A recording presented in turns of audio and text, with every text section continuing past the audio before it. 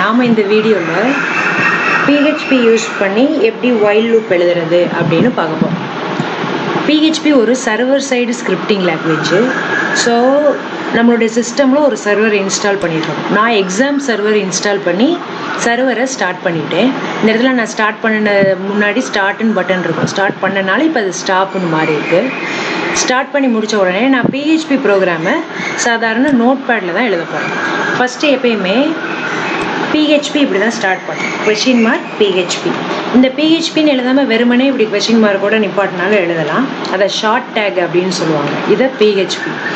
இப்போ எனக்கு லாஜிக் என்ன அப்படின்னா while loop யூஸ் பண்ணி 1லேருந்து 10 வரை பிரிண்ட் பண்ணணும்.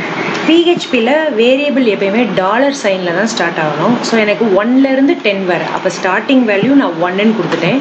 கண்டிஷனை இப்போ while loopல செக் பண்ணுறேன். என்னன்னு செக் பண்ணுறேன் அப்படின்னா என்னுடைய variable less than or equal to 10 இருக்கிற வரைக்கும் இந்த லூப் எக்ஸிக்யூட் ஆகணும் அப்படின்னு கண்டிஷன் எழுதுறேன்.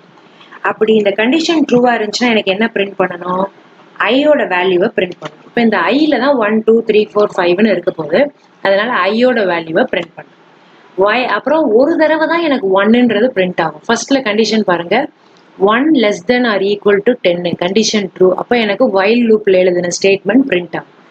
நெக்ஸ்ட் எனக்கு அது 1 என்னவா மாறணும்? 2ன்னு இன்க்ரிமெண்ட் ஆகணும். 2 will be 3 அப்படி நெக்ஸ்ட் இன்க்ரிமெண்ட் ஆகணும்னா I ++ அப்படின்னு யூஸ் பண்ணிக்கிறேன்.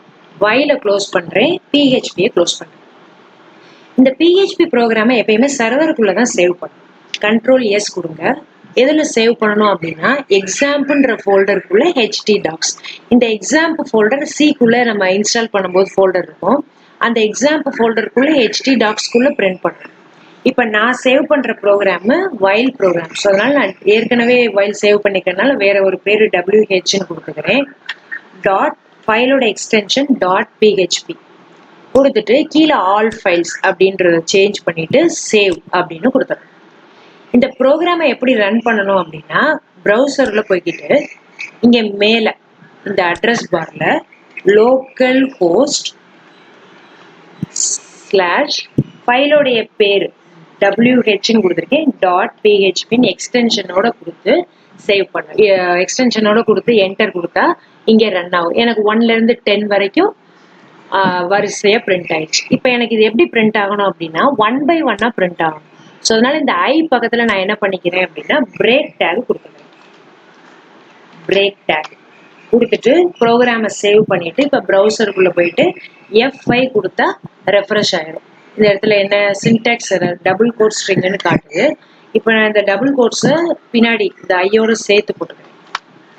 சேவ் பண்ணிட்டு ப்ரௌசருக்கு போயிட்டு F5 கொடுத்து ரெஃப்ரெஷ் பண்ணால் போதும். 1 2 3 4 5 6ன்னு வந்துடுச்சு.